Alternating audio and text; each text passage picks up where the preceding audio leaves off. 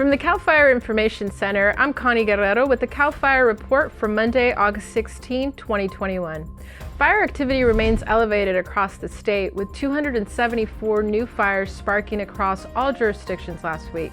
Over 10,000 firefighters are currently assigned to 10 active major wildfire incidents all across the state. Let's take a closer look at a few of the largest of those fires now. First, in Butte, Plumas, Tehama, and Lassen counties, firefighters continue to battle the Dixie Fire.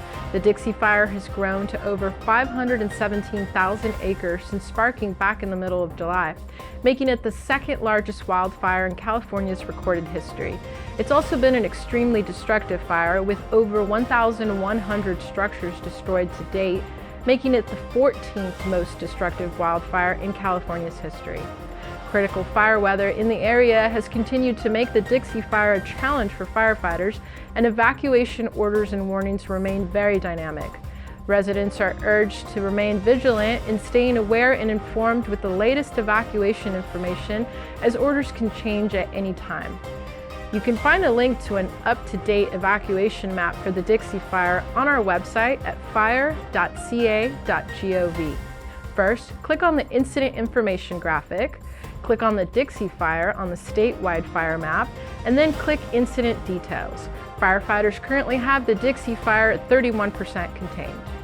Next, let's take a look in El Dorado County, as CAL FIRE has just entered into unified command with the U.S. Forest Service to fight the Caldor Fire, which started on August 14th south of Pollock Pines. The Caldor Fire has grown to 754 acres, and the Caldor Fire continues to threaten structures, and evacuation orders are in effect a 1.5-mile radius around the fire, and evacuation warnings are in effect for portions of Omo Ranch and Leone Meadows. It's a dynamic situation, and evacuations are changing rapidly, so residents within the area are encouraged to be prepared to go.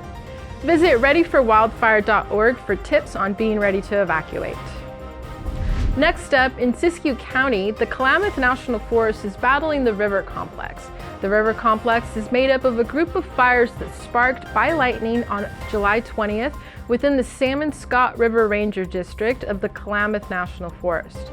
The river complex is grown to just over 44,000 acres, and firefighters currently have it at 10% contained, according to the latest information from the U.S. Forest Service. Next, also in the Klamath National Forest, is the Antelope Fire. That fire started on August 1st in the Antelope Creek drainage on the Goose Nest Ranger District. The Antelope Fire was sparked by lightning as a result of thunderstorms passing through the area. The U.S. Forest Service is reporting that the Antelope Fire is currently just under 55,000 acres and 27% contained. And finally, an update on the Monument Fire in Trinity counties.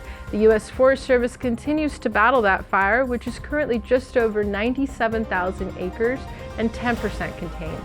The Monument Fire continues to show extreme fire activity, and firefighters remain steadfast in their efforts to minimize the threat to life, property, and critical infrastructure within the impacted communities.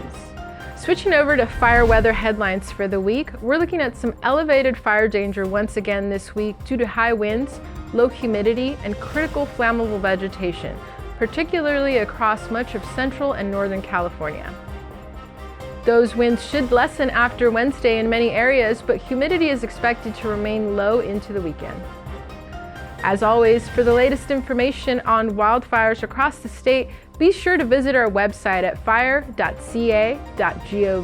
And for tips on how to be prepared in the event of wildfire striking near your community, visit readyforwildfire.org. That's the latest on the situation in California. I'm Connie Guerrero. Have a fire-safe week.